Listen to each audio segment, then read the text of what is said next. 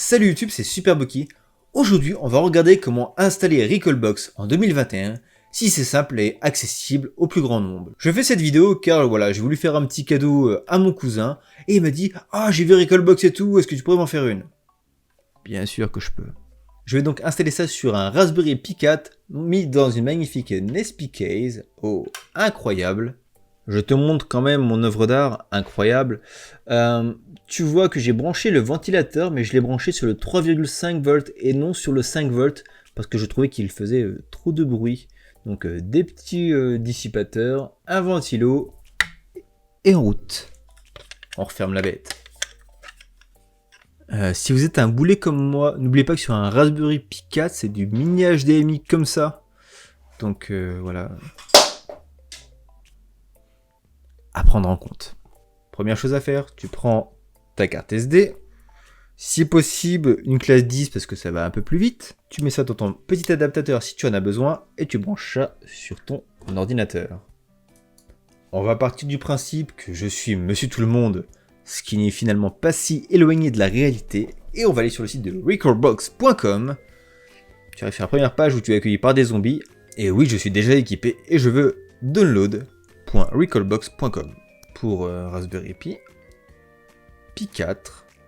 On peut le télécharger et l'installer via Raspberry Pi Imager ou la solution alternative, tu télécharges l'image de la dernière version de Recalbox et tu l'installes avec par exemple Rufus ou Ballet Nature. Ouais. Nous on va passer sur la version Windows. Suivant. Run. Choisissez l'OS. Et oui, car ça propose plein de choses, pas seulement d'installer Recalbox, Raspberry Pi Imager. On en reparlera dans d'autres vidéos. Mais nous, on va donc dans Émulation and Game OS. Et là, on a le choix entre RetroPie et Recalbox. Autant prendre la version pour Pi 4. Hein. Le stockage, il trouve bien ma petite carte SD. Et on écrit. Of course. Pour l'instant, ça se passe pas trop mal. A few moments later. C'est terminé, ça aura pris 3-4 minutes, rien bien affolant. On peut maintenant retirer la carte SD du lecteur. On s'exécute.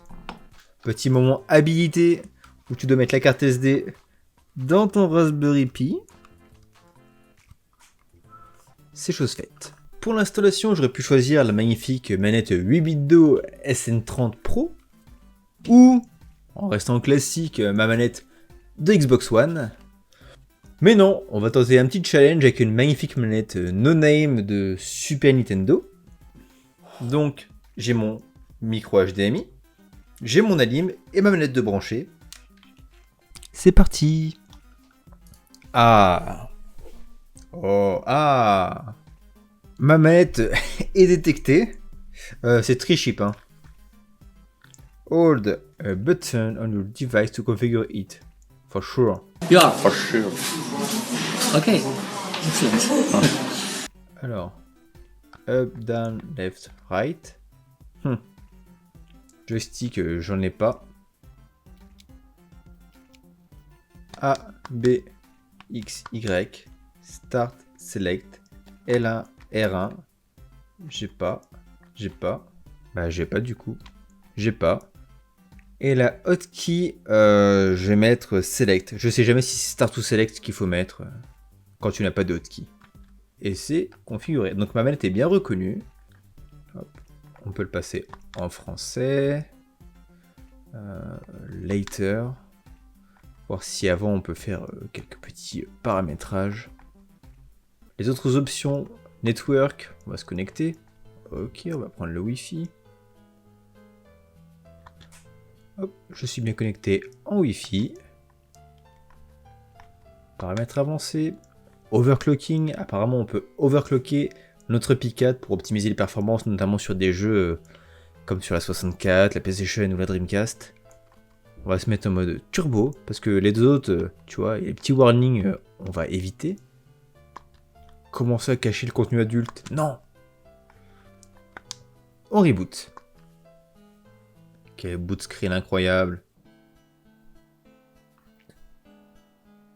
Et là, on est bien en français. La Recalbox est à présent installée et fonctionnelle, donc maintenant libre à toi d'y ajouter le contenu que tu souhaites, les thèmes, les BIOS pour faire fonctionner les différents systèmes et bien entendu les jeux. C'est tout pour cette vidéo d'installation de Recalbox.